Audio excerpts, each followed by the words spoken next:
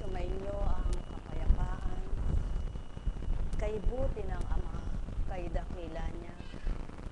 Sa panahon pa lamang na pinasisilay niya, tunay na patotohanan niyang dakila siya. Ano pa kaya ang iba't ibang kaganapan sa ibabaw ng lupa? Ang di mapatotohanang kapangyarihan niya ang nagpapatupad, nagpapaganap. Ang mahal, ang paghahari ng Ama ay walang hanggan, walang katapusan, walang kamatayan. Kung tuwirang sa tao ay siyang makapaghahari at manginibabaw na ganap, anong hindi mahulagpusan ng bawat kanyang anak.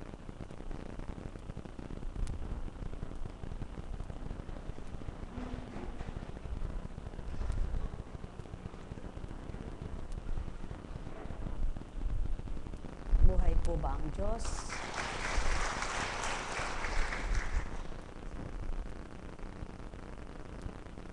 Kung minsan, sinasabi ng tao, anak yan eka ng lingkod. Bakit eka ganun? Ba't eka ganyan? Lahi eka yan ang naglilingkod sa Diyos. Ba't eka ganun? Bakit ganyan? Ang daming nasusuri ng tao. Ang daming nakikita ng tao. Bakit kaya hindi suriin ang sarili ng tao? Bakit kaya hindi ang pakasuriin niya ay ang sarili niya? Mga mahal, kumisan, sa salamin ng mandaraya, ano? Di po ba? Sa salamin po, nakakita na ba kayong salamin mandaraya? Wala po. May totoo pong mandarayang salamin. Kumisan tabingi ka. Kumisan naman, maganda ka doon, pangit ka pala. Hindi pala. Buhay po ba ang Diyos? Totoo po yan. Subalit ang tunay na salamin ng kabutihan, sino po? Ang isang ibinaba na nagkatawang tao sa lupa. Jesucristo, totoo tapat kahit kanino. Buhay po ba ang Diyos?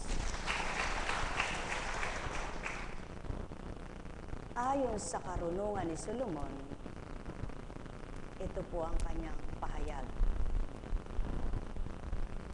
Huwag ninyong hanapin ang inyong kamatayan sa pamamagitan ng masasamang gawa. Huwag kayong sumuong sa kapahamakan na kayo rin ang may kagagawan. Ang kamatayan ay hindi likha ng Diyos.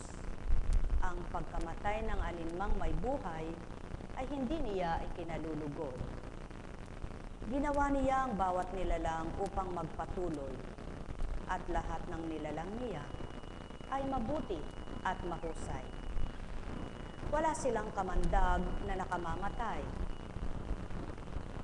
Ang kamatayan ay di nagahari sa daigdig na ito, sapagkat ang katarungan ng Diyos ay walang kamatayan. Ngunit ang masama ay naghahanap ng kamatayan sa pamamagitan ng kanilang gawa. Kinaibigan nila ang kamatayan at nakipagtipan dito, pagkat iyon ang nararapat nilang kasama. Maliwanag ang katotohanan ng likhain ng Ama ang tao.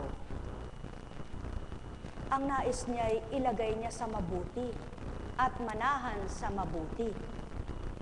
Kaya nga't ibinigay ang paraiso. Subalit may habilin siya. Ang habiling yaon ang naging daan ng pagkakaroon ng kamatayan. Ang habiling hindi tinupad at hindi nasunod ng tao.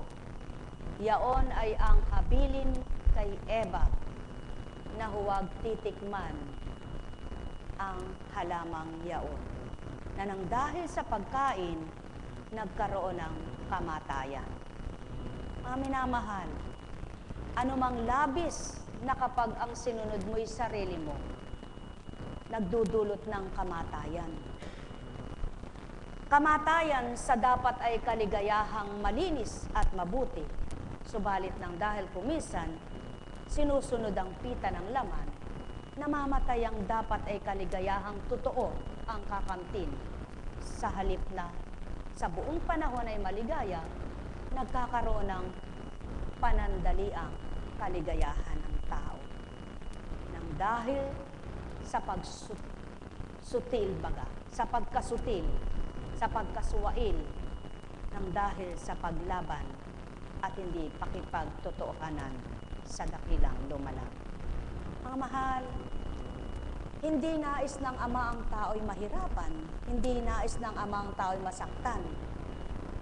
Hindi mo kasalanan kung ikaw ay lumuwal sa mahirap na buhay, kung ikaw ay may magulang na mahirap, subalit kung alam mo may Ama sa kabila man ng hirap mo, ay alam mong may Amang hindi mahirap, tumanggap sa'yo, kumilala sa'yo, magmahal sa'yo, mabubuhay lahat ang pag-asa mo, mabubuhay lahat ang pagtitiwala mo. Kaya lamang, ang taong nawawala ng pag-asa, namamatay ang ligaya. Ang taong nawawalan ng ligaya, nawawala ng sigla. Ang taong nawawala ng sigla, malapit sa kamatayan. Buhay ba ang Ama? Kaya't ang sino mang taong malayo sa Ama, hindi dumarami ang kaligayahan. Umuunti, nagiging karampot, sapagkat lumigaya man siya panandalian, mahaba-haba ang kanyang pagdurusa, sapagkat ang panandalian niyang saya't ligaya, nakuha niya sa panandaliang saya. Buhay ba ang Ama? Kaya't kapag ang Ama ang nasumpungan mo, ang ligaya ng buhay mo ay kakamtin at mamamatay ang iyong kasamaan, bubuhayin ang kabutihan, kaya ang kagalakan mo sa tuwin ay nakalaan. Kaya't kung ang tao ay nananalig sama, nagtitiwala, aalisin niya sa diwa niya ang masasamang hindi dapat manahan, kundi ang ipapasok niya ay ang dapat magbigay liwanag sa kanya at pag-asa ng buhay, kung kaya't ang bawat araw niya walang mamamatay na pag-asa. Buhay ba ang Ama? Kaya sa bawat anak ng Ama na kumikilala at tumutupad ng salita niya, ang patay niyang ligaya, binubuhay niya. Ang patay niyang pag-asa, nabubuhay niya. Ang patay niyang pagmamahal, binubuhay na bubuhay ng dahil sa Kanya. Kaya't ang tao, walang may gustong mamatay, kundi ang kasalanan ang nagbigay kapahintulutan para mamatay ang tao. Sa madaling salita, kung sa una pa lamang na pagkakamali ay hindi pinakita ng Ama ang salita niya, ay hindi dapat mabalik. Kinonsinti niya dapat si Eva. Pinakita niya dapat baliwala pala ang salita niya. Subalit, para ang tao'y magnilay at magpakatotoo, pinatotohanan ng Ama, ang salita niya ay salita niya, ang salita'y dapat sundin ng mga anak niya. Kaya't sa pagkakamali ni Eva, ang asawang si Adan, kasama niyang lumisan sa paraiso. At doon nagsimula ang pamumuhay ng tao bilang tao na maghahanap ng kabubuhay. Subalit ang patnubay pa rin ng Ama ang siyang ibinigay niya. Sapagkat kung hindi, paano makabubuhay ng halaman itong si Adan? Paanong magkakaanak itong si Adan sa makatwid? Pinaalis man sa paraiso, nandun pa rin ang kalinga niya. Pinaalis man sa paraiso, nandun pa rin ang pagkupkup niya. Lamang binigyan niya ng tanda, binigyan niya ng aral na dapat siya ay sundin. Subalit, hindi naganap sapagkat ang pag-uugali ng tao ay naging dalawa. Isang sumusunod at isang hindi. Kaya't nang magkasupling itong si Eva at Adan, nama na rin ang ugali nila. Isang inggitero, isang sumunod sa kalooban ng ama. Nang dahil sa inggit, pinatay ang kapatid. Nang dahil sa selos, nagmithing masama. Mga mahal, yan ang buhay sa lupa. Nang dahil sa pagmimithi kung minsan, hahamakin niya ang lahat, masunod lang ang kanyang gusto. Subalit, ang nais ng ama, sundin mo ako, kalimutan mo ang sarili mo. Habang sinusunod mo ako, akong nangunguna sa iyo, paghaharian naman kita. Kaya't ang kamatayan ay hindi daan para ikaw ay makakilala mo na sa akin at pagkatapos ay wala ka pang laban. Buhay ba ang ama? Mga minamahal, sino nga ang makakakilala sa totoong matuwid at tama na salita? Walang makakakilala sa tama tumpak na salita, maliban mabuksan ang diwa. Kaya, halina kayo. Mithiin ninyong mabuksan ng pangunawa nyo at mawawawaan ninyo ang buhay ay pakikibaka, subalit hindi niloloob ng ama buong panahong nabubuhay kay magdusa. Sapagkat ang dusa ay sa tao, sa salitang tao, subalit ang ligaya at pag-asa sa salitang banal na binabasa sa banal na aklat ng Ama. Buhay ba ang Ama? Kaya kapag sumunod ang tao sa kanyang mga aral, ang salita niya ay mabubuhay at ang buhay na salita niya sa tao'y tatanglaw. Sumainyo ang kapayapaan, pagharian kayo, mga mahal ko. Nekaramanayana.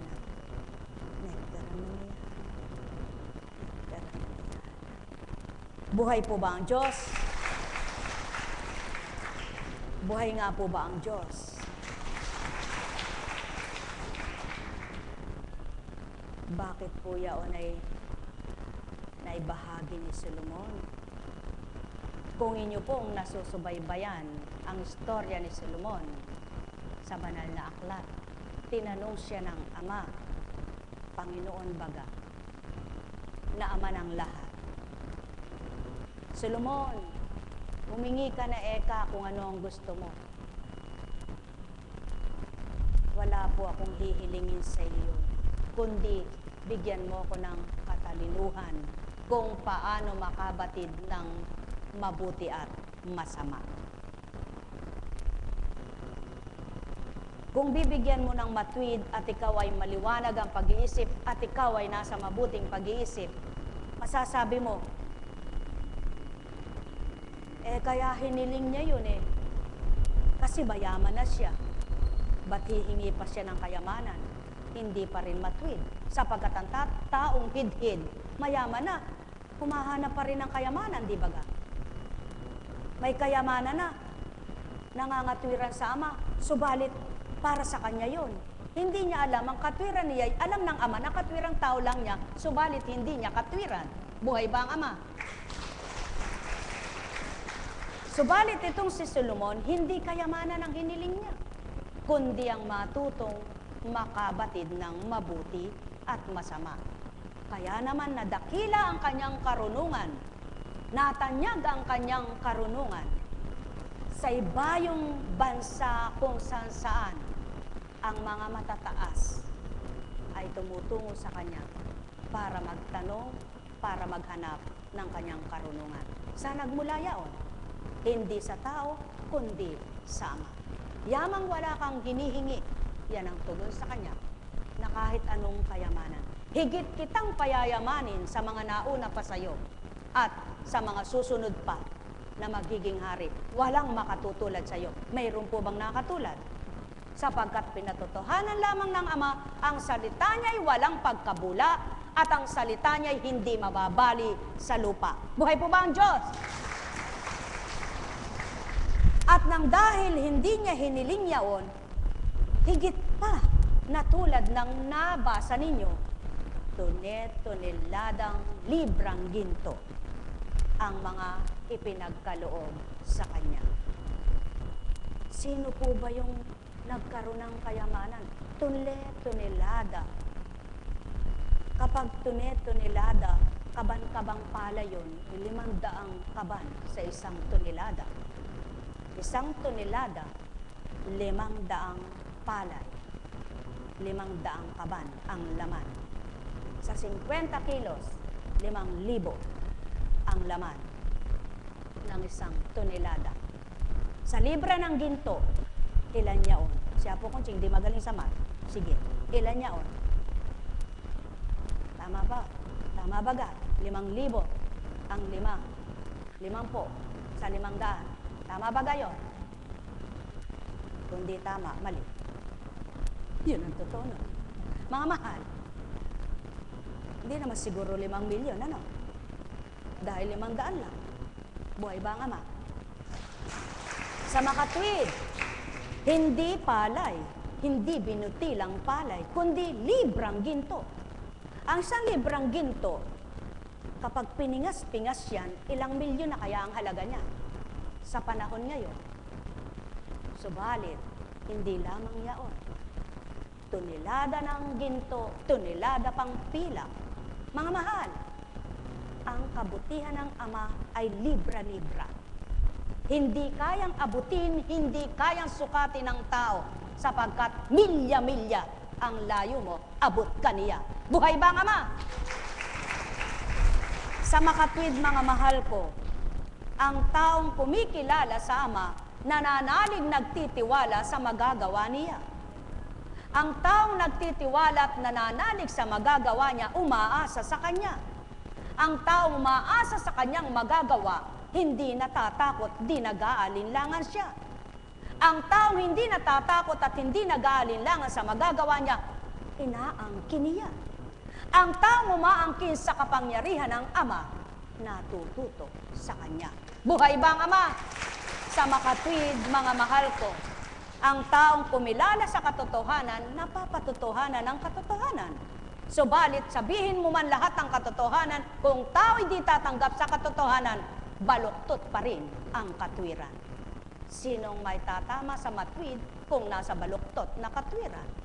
Sino ang nasa matwid na katwiran na itinatama ng matuwid?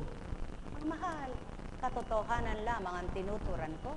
Kaya nasa isip lahat ng tao nagmumula ang mabuti at masama. Kaya kung ikaw ay may pagninilay at pagtatanto, alam mo ang masama, alam mo ang mabuti, itakwil mo ang dapat na itatakwil sa buhay mo. Ang masamang pag-iisip, ang walang kabuluhang pangangatwiran nila ng masasama ay ganito. Malungkot at maikli ang buhay, sabi nila sa sarili, at wala nang lunas pagdating ng wakas ng buhay ng tao. Wala na rin patay na nakababalik pagkakataon lamang ang pagkasilang sa atin. Yan ang mga mapangatwirang taong hunghang na wala sa katwiran. Sapagkat ang binabaluktot nila ay ang tama at ang tinatama nila ay ang mali. Kaya may taong gagawin ko ng lahat ng gusto ko. Masunod ko lamang ang gusto ko kahit mamatay ako, pwede na. Subalit sa kalooban at katwiran ng Ama, anak, huwag mo sundin lahat ng kagustuhan at kalooban mo, sapagkat ika'y tao. Hindi lahat ng gusto mo'y maibibigay ko at di lahat ng nasa mo'y makikita mo. Sapagkat kung kaya mo man, mayroong hindi ka makakaya, at kung may gagawin ka, mayroong kang di magagawa. Buhay ba ang Ama? Subalit lahat ng gustong gawin ko sa lahat ng tao'y magagawa ko. At ang lahat ng gustong ibigay ko'y may bibigay ko na hindi na kailangang itanong pa ng kung sino.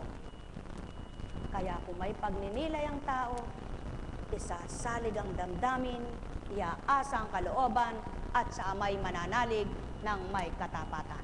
Buhay ba ang Ama?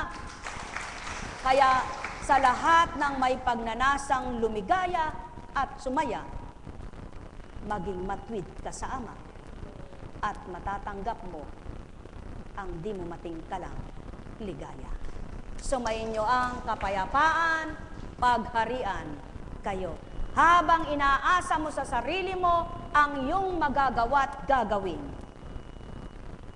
mahihirapan ang iyong damdamin.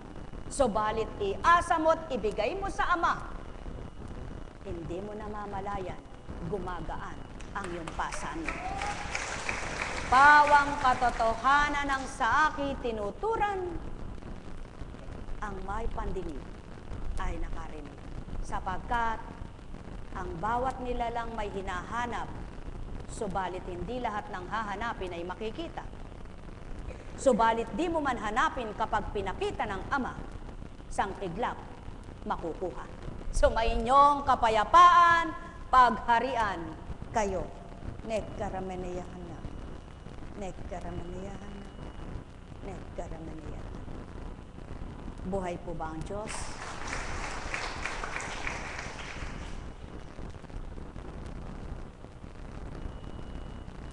Sa mga may pangunawa, sa mga nakakaunawa, sabi ko nga po ay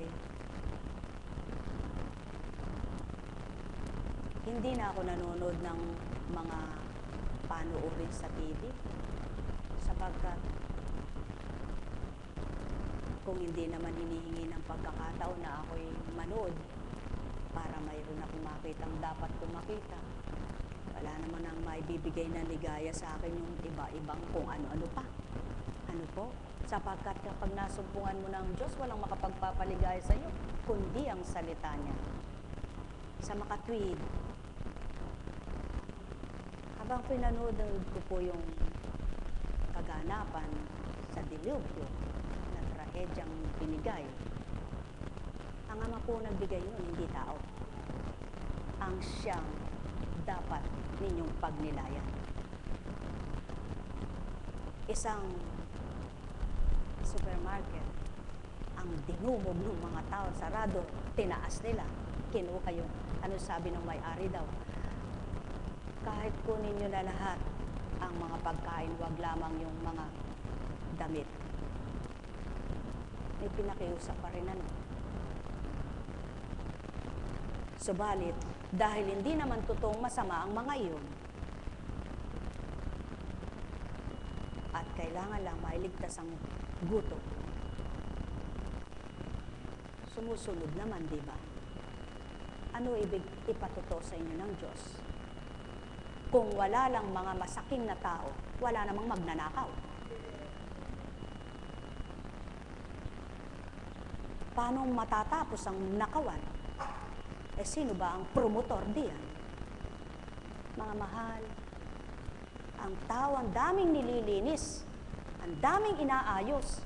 Yung totoong dapat malinis at maayos, hindi binibigyang pansin.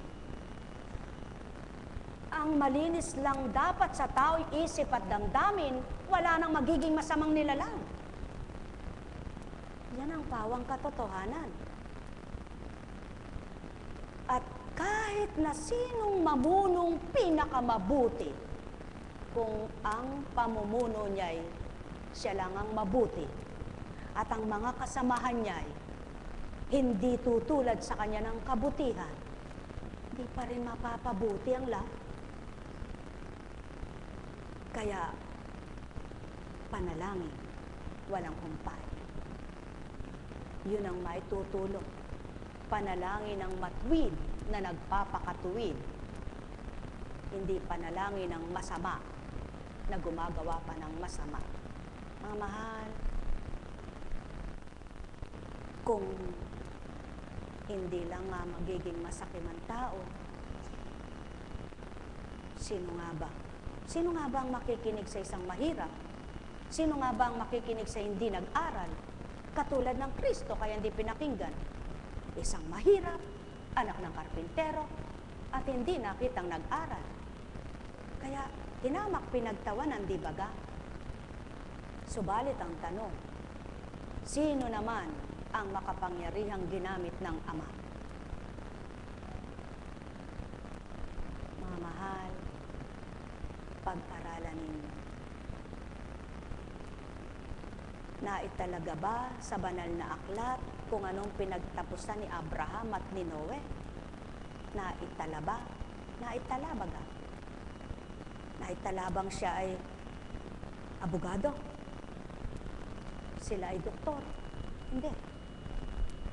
Kundi sila ay mga hinirang. Yun ang tinala. Tama baga? Ang mahirap sa tao, hindi pakikipagtotoo. Kung makikipagtotoo lang ang tao at totoo yung sinasabi ng tao, lahat magkakaisa. Yun ang totoo. Subalit kung ilan ang nakikipagtotoo at marami ang hindi, wala pa rin maaayos sa daigdig. Mga mahal, kung tumulong ka man at nanira ka pa ng kapwa mo, sinumbatan mo pa yung kapwa mo, di bagat maliwanag ang tinuran? Kung tutulong ka sa kapwa mo, kung bukal sa kalooban, wala kang hinihintay ni anuman. Bakit sa pamamagitan ng mga relihiyon, nagtatalo-talo, naglalaban-laban ng tao? Sa makatwid, sino ang totoo? Ang mahal, magnilay po kayo. Pag-aralan ninyo ang mundong ito. Sino nga bang makikinig? Sino ang pakikinggan? Kung di man pakinggan ng tao, subalit ang salita ng Ama kung pagninilay at tatanggapin ng tao, ang taong makikinig ay mababa.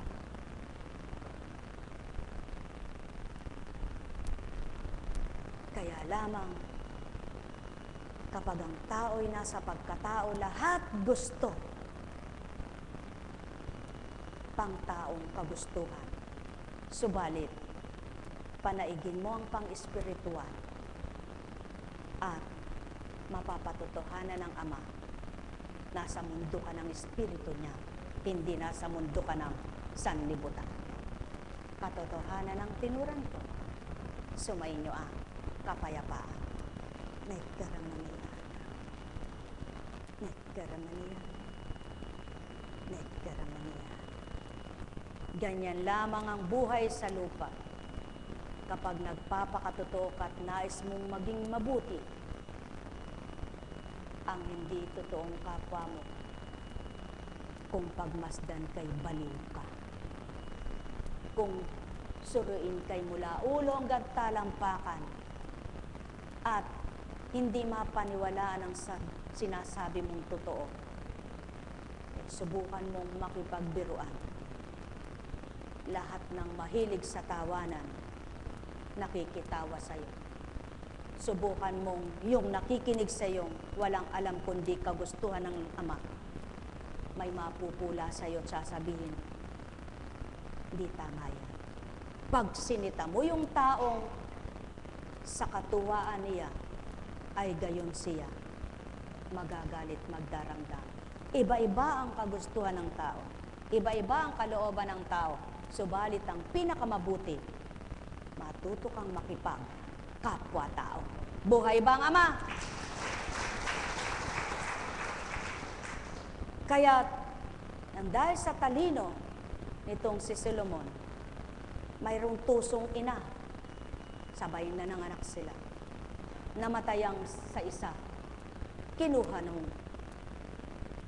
isang ina ang buhay na anak. At sinabi niya, hindi akin ito, ang sa akin eka ay buhay. Hindi eka, yan eka ang buhay. Sa akin yan, sa iyo eka ang patay. Anong sinabi ni Solomon? O sige eka, para tumigil kayong magtalo. O, puputulin ko eka rin bata. Anong nangyari? Sabi nung totoong ina, huwag. Sa kanya na. Sabi nung hindi kanya, sige eka. O, sapagkat ang damdaming ina, numukal sa kanya. Di baling mawala sa kanya, mabuhay lang anak niya. Subalit yung hindi totoong kanya, sige eka. Di napatotohanan kung alin ang totoo. Binigay sa may-ari ang anak niya. Buhay ba ang ama? Ganyan ang tao. Pag hindi niya pinaghirapan, walang bali sa kanya. Pag hindi kanyang pinagpakasakitan, walang bali sa kanya. Subalit, pag pinaghirapan niya, pinahahalagahan niya. Ganyan ang ama. Pinaghirapan ng Kristo ang kaligtasan ng mundo. Kaya nga, salang-sala ang para sa kanya. Kung sinong totoo sa kanya at nagpapakatotoo sa anak niya, yun ang kanya. Yan din ang kay Kristo, anak niya. Hindi ka man sumunod sa kalooban niya. Hindi ka man sumunod sa Kristong anak niya. Sasabihin mo, maka-Kristo't ama ka. Sino man daraya? Ang Kristo ba? Maglilay kayo. Buhay ba ang ama? Mga minamahal, mahirap bang magpakabuti? Hindi.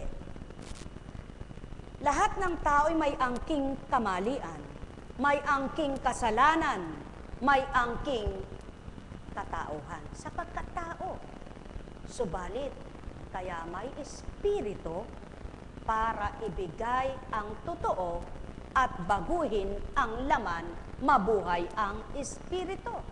Kaya ang taong tumanggap sa espiritu ng Ama, pinapatay ang pagkataong isip at damdamin. Kaya kung kayo ay nasa katotohanan, oo, lahat ng tao kailangan pera. Salapi baga. Oo, lahat ng tao kailangan kumain. Batid ng Ama yan. Oo, lahat ng tao kailangan manamit. Batid na batid niya yan. Subalit, hindi nang dahil kailangan nyo yan, maging kasalanan sa pangangailangan para lamang makuha yan. Buhay bang Ama? Sapagkat ang lahat ay makukuha ng ganang kagustuhan ng Ama at ganang kalooban niya sa takdang kaloob niya kung magbabata ang bawat anak niya. May paraan, may daan, may tulay. Kaya nga tinawag na paraan iyan, daan ito, tulay yaon. Kung di nakuha sa paraang iyan, sa daang ito baka makuha. Kung di pa nakuha sa daang yan, baka itong tulay na ito'y makuha na. Ganyan lamang ang pinagdaraanan sa buhay. Sapagkat, kung hindi mo gagamitin ang paraan, daan at tulay, di ka makararating sa paroroonan mo. Kaya dapat gumamit ka ng lahat ng paraan, ng daan, ng tulay ng Ama sa'yo buhay. Mga mahal, katotohanan ng tinuturan ko, ang paraan kumilala ka, daan ng katotohanan tanggapin mo, tulay ng buhay kakamtin mo, walang dilit iba, Jesucristo para sa'yo. Alalaong baga, sa pamamagitan ng Espiritu Santo, mabubuhay ang pag-asa mo tao. Sa inyong lahat, pagninilay, pagtitibay, magmamadali kang maghanap, magmamadali kang kamtin mo, sa isang iglap ginusto ng Ama, tatapon lahat ito, mas mainam magbata ka, hintayin mo ang takda mo, hanggang matuwa ka, lumigaya puso mo. So may inyong kapayapaan, pagharian, kayo tao, nekkarameneyahana, nekkarameneyahana, nekkarameneyahana. Sapagkat ang pawang totoo, batid ng Ama ang marapat sa bawat araw sa inyo. Kaya't ang sino mang tapat na nagtitiwala sa Kanya, di niya pinahihintulutang magupo, mabagsak at mamatay ng walang laban. Kundi kung humihinay pinalalakas, kung natitibang, binubuo niyang ganap. Alam kong may magagawa ang Ama. Alam kong may magagawa ang Ama. Pagka winika niya, Manalig ka na. Bawat araw ako sa inyo naghihintay. Alam kong di ringgin kayo ng Ama. Alam kong di ringgin kayo ng Ama. Pagkat winika niya, manalig ka na. Bawat araw ako sa inyo may nakalaan. Mayroong magandang mangyayari sa inyo, aking mga minamahal.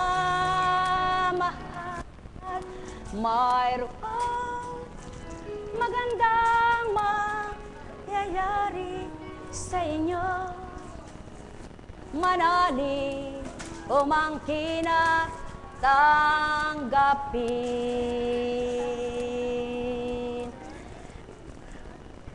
Kanina po nagtago yung may kaarawan na yun.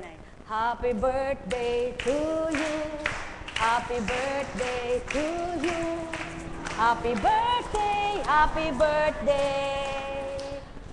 Happy birthday to you. Happy birthday po kay Caps Jong.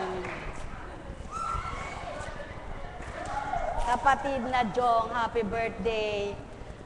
Tago po siya, wala daw siyang handa. Buhay po ba ang Diyos?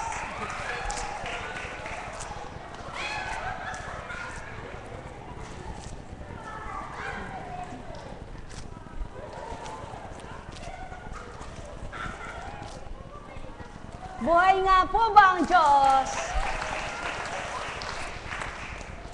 Napakabuti ng Ama.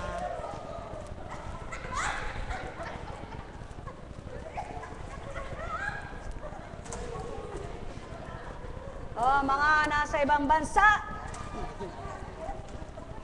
sumapo na po kayo. Purihin, purihin, purihin ang Ama.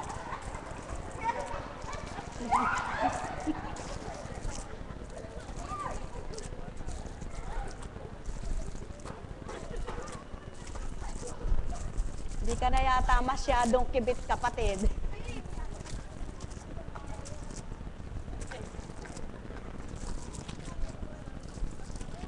Purihin, purihin, purihin ang Ama.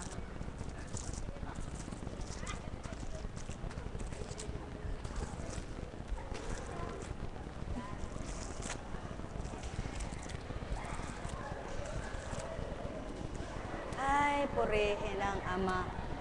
Oh, malapit na po ang Pasko. Patuyuin nyo yan. Maraming kapalit yan.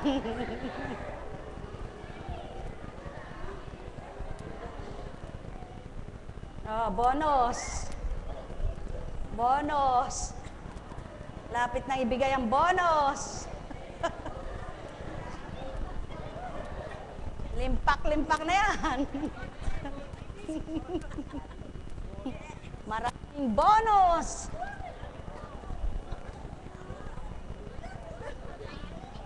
Yan, ayan, mamulaklak na kayong lahat.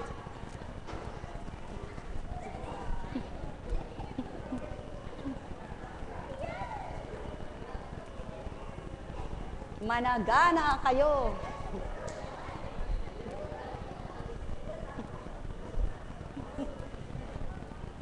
Oh, Miss Beautiful.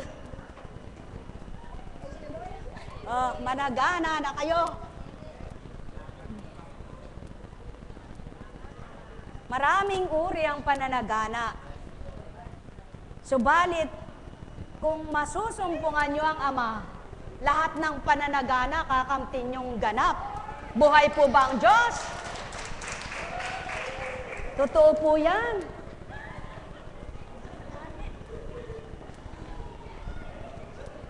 Nagbabasa po ba ng Biblia yung tao? Kung totoo pong nagbabasa ng Biblia ang tao at nauunawaan ang binabasa niya, maliwanag na buhay na istorya po ng mundo ang Biblia. At maliwanag na istorya ng tao ang Biblia. Kaya kung maliwanag at may pangunawa ang bawat bumabasa, hindi hahamak ng kapwa niya. Hindi magsasabi ng hindi maganda sa kapwa niya at hindi niya sasabihin na ganito, ganito, ganito. Sapagkat ang tao may kanya-kanyang kapalaran. Buhay ba ang Diyos? At ang tao umaasa at nagtitiwala sa Ama, hindi nawawalan ng pag-asa. Buhay ba ang Diyos?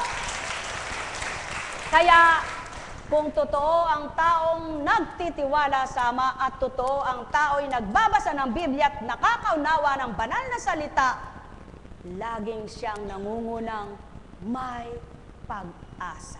Sapagkat walang nakatala doon na mawalan ka ng pag-asa, kundi lahat ang salita ng Ama ay pag-asa.